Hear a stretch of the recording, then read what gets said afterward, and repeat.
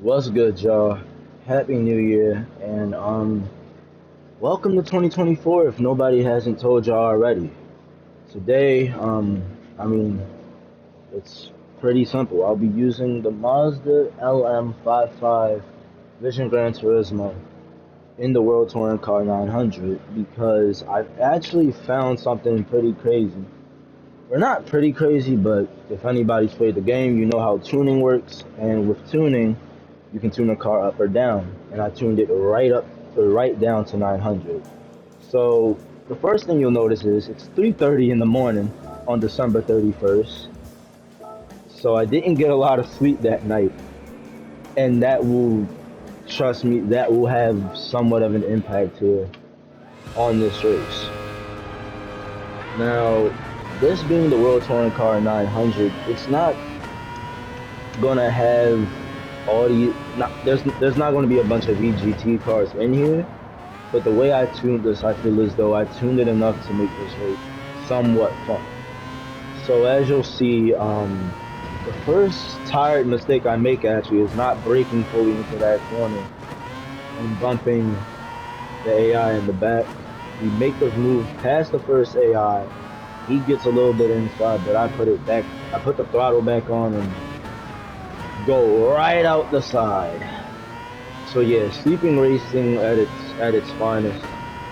And as you'll see, of course, we're eventually going to overtake him later in the course. I had to pause and contemplate about quitting for a second, but we eventually do end up getting the move done by pretty much the end of the first lap. I mean, there wasn't a lot of track left to go. And honestly, for a while, I actually hated this race because I used another car. And Suzuka is known for being one of the most technical tracks in the world. As you'll see right there, we'll pause again. And we end up getting right back into the action, going for the overtake on the 18th place car.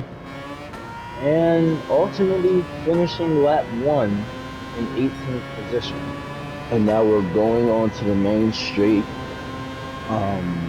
Just looking to compete with these next couple of cars up, but as I was talking about earlier, I tuned this car up to 700 performance, or down actually to down to 900 performance power, which made these races fun. But also, I guess while I'm talking about it, it was also a little bit unfair because it could just go the whole race without pit stops, and I didn't know it had that kind of fuel management. But as you'll see right here, we're fighting the 17th position car. Actually, he's breaking away from us a little bit, but you'll see in a little bit that that will not matter. As we get right up next to him, I paused the game, had to resume. I don't know why I kept doing that throughout this recording. And we will eventually make the overtake on the Honda NSX GT500. Now we're looking at the car ahead, which is, I'm pretty sure, a Nissan Nismo. I should know these things, but I still don't.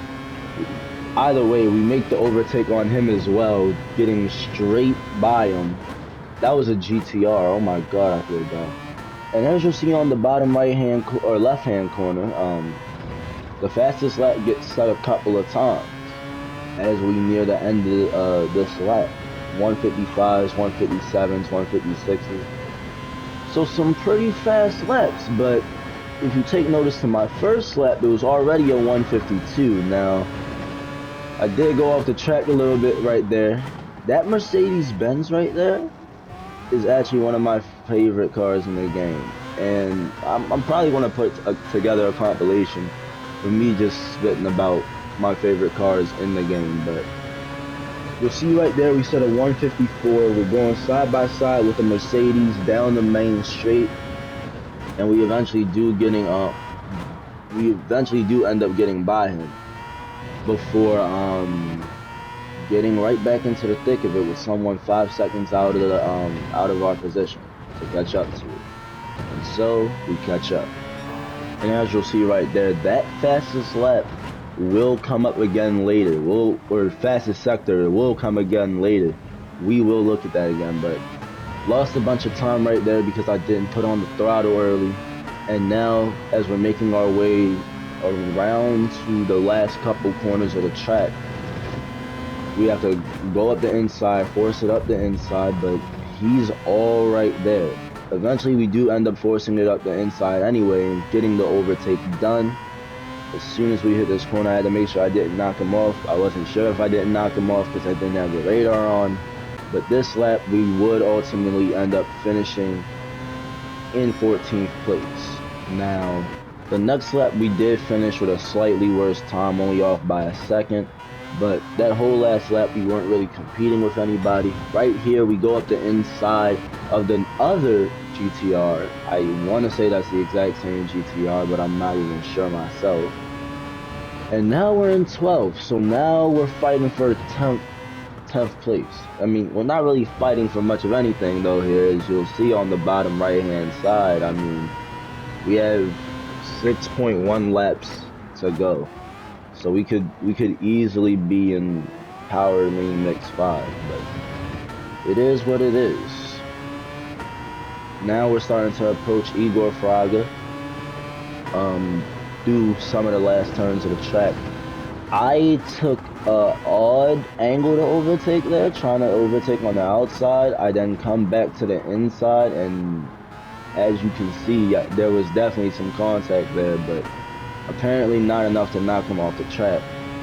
And we will ultimately end up finishing this next lap in 11th place, which is pretty solid. But of course there's bigger fish to fry. We're only in 11th place in 6 laps, which is quite concerning. And so in order to even have a chance at pole, let alone 2nd place, I would have to fight, or 1st place, my fault. I would have to fight my tail off these next couple laps, and this is exactly what I did. So now we're going after the 10th place car, trailing right on behind him. And as we get through this section, not the best driving that I've done so far, but we will end up ultimately trying to make the move around the outside. We get the move done. We go sideways a bit and just lose control of the car. And now we're looking for 9th place, which admittedly was pretty hard to do, as I don't know how, but he just seemed faster through that whole section. But we finally do pass him in the Honda, in his Honda. We go wide. I have gone wide on that corner so many times, it's actually pretty shocking to me. We get some contact up the left side. My phone just went off in the middle of my recording. I hope it didn't pick that up. But going down the main straight, we will end up overtaking the Audi in the pit lane and him in the Honda. And now we are in 7th place, looking for 6th from Eno Shoza right here. Go around. Ultimately end up speeding up a little bit, you know, just taking the corners as we usually do. I mean, that was something about this race though. With me being on the fuel mix, I think I was just slower, a bit slower by default, and it felt a bit odd being slower knowing that I was in a car that was ultimately faster. We will ultimately end up going for the move, I think, right here, but went for it way too early. And so now we set the same time through that section as we did on the other lap, and we would have been faster had Eno Shoza not been in our way, which kind of ruined our potential for the fastest lap right there. But ultimately we will come up the inside, the inside, and ultimately end up getting the move done on him right there. And now we're pushing for 5th. So we went from 11th, or not 11th, we went from 10th to 6th in a matter of just a lap. Now this wasn't my proudest overtake. I'm on the grass all day, going side by side with him. As I said before, I was up at 3 o'clock during this race, so you can't really judge me too much. But I somehow still end up putting a fastest time through there. And now we're going down the braking zone. I'm kind of trying to rush myself through it because I know he's going to catch right back up to me. He did ultimately end up catching back up, but not long enough and we will end up getting not only the fastest lap, but fourth place along with it. My fault, fifth. Nope, fourth. I was wrong. We got fourth. And now we're fighting for a top 3 spot in these last 3 laps of the race. Going behind the German driver, because I do not know how to pronounce that name. We end up simply just waiting for him to make a move, waiting for him to make a mistake or something that I could have capitalized on. I ultimately end up taking the inside before braking and just going past him anyway, and now we're in third.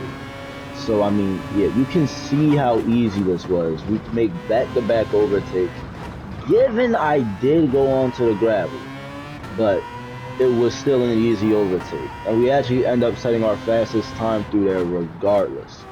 So, hey, that's pretty cool. We do end up taking that corner pretty wide though, as I took a pretty narrow apex. We would ultimately end up finishing the lap in second place, but we took first place from Kawakami the second he got into the pits. And so now all that there was left to do was simply, well, maintain position for 2 laps. That's about it. But you'll see in a moment that somehow I even managed to screw that up.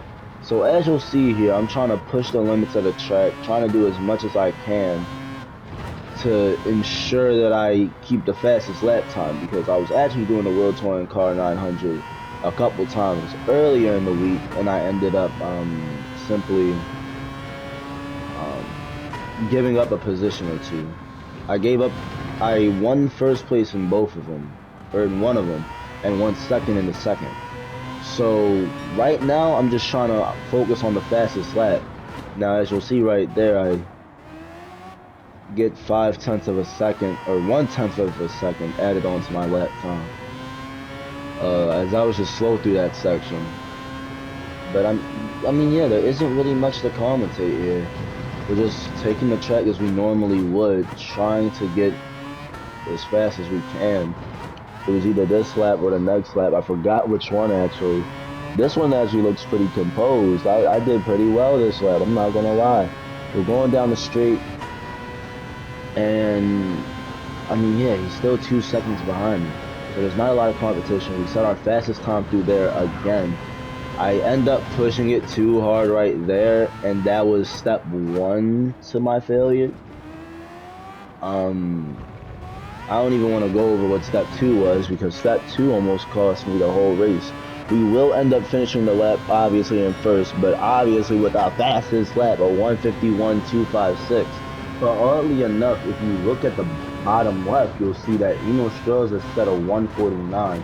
Now we take that as we normally do, but we end up going too far off of the curve, and we give up 3 positions. So now we have to overtake Eno Strauss in the Honda again. We have to overtake the Lexus driver again, and we have to overtake the GTR Nismo driver again. But yeah, that was actually pretty weird. That stayed there for the rest of the race. So I actually didn't set the fastest lap. I set the second fastest lap, which made absolutely no sense. And if he was faster than me, he should have stayed in front of me a whole heck of a lot longer right there to make the overtake. Now we end up going wide there because I took a narrow apex. I take a slightly odder narrow apex there as well, but we end up keeping it together. I force an overtake right here up the inside of the Lexus driver, but I mean, I had to. I'm trying to fight for first place, but also I'm half asleep. What did you expect? So now we're trying to get past the Brazilian driver right here, but he just seems faster through every section over here. Now the hardest part was this last part. I end up going near the grass. I'm obviously nowhere in the running for first now. I pretty much have ruined my chances. I'm almost 2 seconds behind. I am gaining a little bit, but not enough to get back in front of him within 20 seconds or so. But this is where the interesting part happens. I have 0.4 laps of fuel left. I end up taking the apex short here. I end up taking the apex short there. And all of a sudden, he just seems to stall out right before the main straight.